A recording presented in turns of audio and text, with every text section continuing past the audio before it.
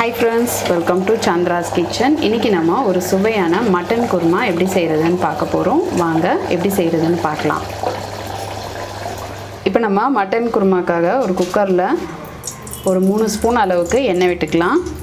எண்ணெய் காஞ்சதும் 3 ஏலக்காய் சேர்த்துக்கலாம். துண்டு பட்டை சேர்த்துக்கலாம். கிராம்பு ஒரு 3 சேர்த்துக்கலாம்.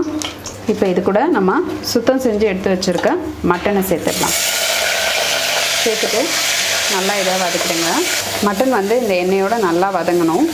இது கொஞ்சம் வதங்கும் பொழுது நம்ம இஞ்சி பூண்டு விழுது ஒரு ஸ்பூன் சேர்த்துக்கலாம். அடுத்தது ஒரு 10லேருந்து 12 சின்ன வெங்காயம் சேர்த்துக்கலாம். சேர்த்துட்டு நல்லா இதை வதக்குங்க. இப்போ இதை நல்லா வதங்கட்டும். இப்போ நம்ம கொஞ்சம் புதினா இலை இதோடு சேர்த்துக்கலாம். சேர்த்துட்டு நல்லா இதை வதக்கிடுங்க.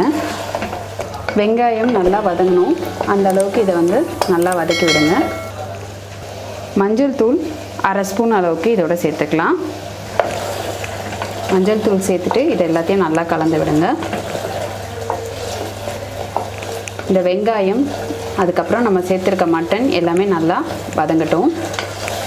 இப்போ நம்ம ஒரு தக்காளியை வந்து பொடியாக நறுக்கி வச்சுருக்கோம், அதை இதோட சேர்த்துக்கலாம்.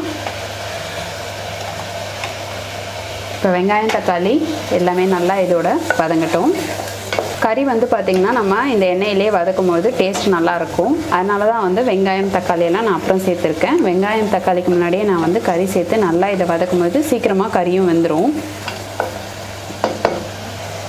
எப்போவுமே வந்து பார்த்திங்கன்னா குழம்புக்கெலாம் வந்து நம்ம கொஞ்சம் எலும்போடு இருக்கிற மாதிரி கறி எடுத்தால் தான் நல்லாயிருக்கும். அந்த மாதிரி கொஞ்சம் எலும்போடு இருக்கிற மாதிரி கறி சேர்த்துக்கோங்க. இப்போ இது கூட நம்ம 1/2 ஸ்பூன் அளவுக்கு மிளகாய்த்தூள், தனி மிளகாய்த்தூள் சேர்த்துக்கலாம். சேர்த்துட்டு நல்லா இதை கலந்துருங்க. தேவையான அளவு உப்பு சேர்த்துக்கோங்க. 1/2 கப் அளவுக்கு தயிர் சேர்த்துக்கலாம். இது வந்து ஒரு 100 கிராம் அளவுக்கு தயிர் இதோட இதை சேர்த்துக்கோங்க. சேர்த்துட்டு நல்லா இதை கலந்து விட்டுருங்க.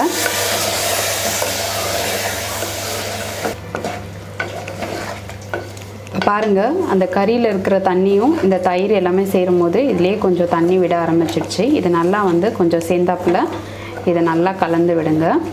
இப்போ நம்ம வந்து கொஞ்சம் தயிர் கலந்த அந்த தண்ணியை சேர்த்துக்கலாம். சேர்த்துட்டு இதை நல்லா கலந்து விட்டுருங்க. கரம் மசாலா ஒரு 1/2 ஸ்பூன் அளவுக்கு இதோட சேர்த்துக்கலாம். இப்போ இது எல்லாத்தையும் சேர்த்தாச்சு. நல்லா இதை கலந்துட்டு கறியை நல்லா வேக வச்சிடலாம். இப்போ கறி நல்லா கொதிக்க ஆரம்பிச்சிருச்சு. நம்ம குக்கர் மூடி ஒரு 3லேருந்து 4 விசில் விட்டு கறியை வேக வச்சுக்கலாம். ப்ரெஷர் நல்லா அடங்கிடுச்சு. இப்போ நம்ம குக்கரை ஓப்பன் பண்ணிடலாம். பார்த்திங்கன்னா மட்டன் நல்லா வெந்திருக்கு. இப்போ இது கூட நம்ம வந்து அரைச்சி வச்சுருக்க தேங்காவை இதோட சேர்த்துக்கலாம். இது கூட கொஞ்சம் தண்ணி ஊற்றி சேர்த்துடலாம். இப்போ வந்து நம்ம தேங்காய் சேர்த்தாச்சு. இதை நல்லா கலந்துடலாம்.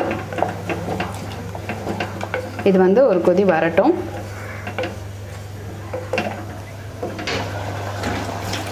இப்போ நம்ம பொரிச்சு வச்சுருக்க வெங்காயத்தை சேர்த்துடணும். சேர்த்துட்டு இதை நல்லா கலந்துடலாம். இப்போ இது நல்லா கொதிக்கட்டும். இப்போ நம்ம கடைசியாக கருவேப்பிலை கொத்தமல்லி சேர்த்துடலாம். இப்போ நம்மளுடைய சுவையான மட்டன் குருமா ரெடி ஆயிடுச்சு. நீங்களும் இந்த மட்டன் குருமாவை உங்கள் வீட்டில் செஞ்சு பாருங்கள். செஞ்சு பார்த்துட்டு உங்களுடைய ஃபீட்பேக்கையும் கமெண்ட்டையும் எங்களுக்கு சொல்லுங்கள். இது வரைக்கும் சந்திராஸ் கிச்சனை சப்ஸ்கிரைப் பண்ணலன்னா சப்ஸ்கிரைப் பண்ணிவிடுங்க. பக்கத்தில் இருக்கிற பெல் பட்டனையும் ப்ரெஸ் பண்ணுங்கள். நான் இன்னொரு சுவாரஸ்யமான ரெசிபியோடு உங்களை சந்திக்கிறேன். நன்றி, வணக்கம்.